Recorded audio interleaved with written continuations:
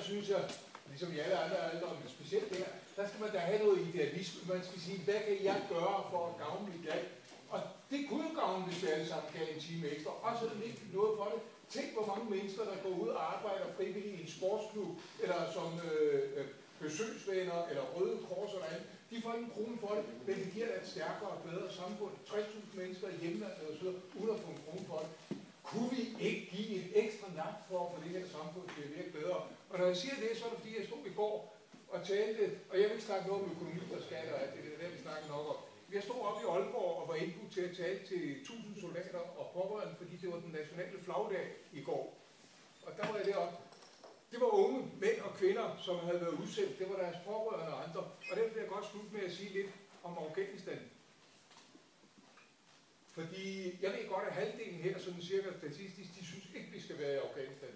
Jeg er en af dem, der synes, vi skal være der. Og jeg vil godt begrunde det meget kort med 3 stikord. Det er terror, det er piger, og det er fodbold. Hvordan hænger det sammen? Først terror. Om 5 dage, så er det 10-årsdagen for World Trade Center. I går ud i det her fly, der blev kapret, 2 fløj ind i World Trade Center, 3.000 mennesker dræbt. Hvor var samtlige kapre trænet? I terroristtræningslejren i Afghanistan. Verdens største terroristtræningslejr. Det er det ikke mere. Det var det. Hvad med pigerne? Afghanistan, jeg har været dernede siden for 2 måneder siden, været der 3 gange. Kæmpe stort land, ligesom Frankrig, 30 millioner mennesker, halvdelen af piger og kvinder. Hvor mange piger gik i skole under Taliban for 10 år siden? Ud af 30 millioner? 0.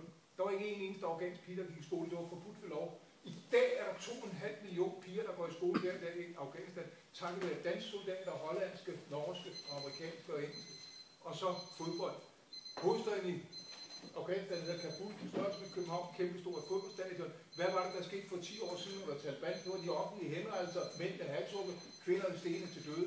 I dag spiller man fodbold, fordi det gør en forskel, og det synes jeg er godt, og derfor skal vi fortsætte også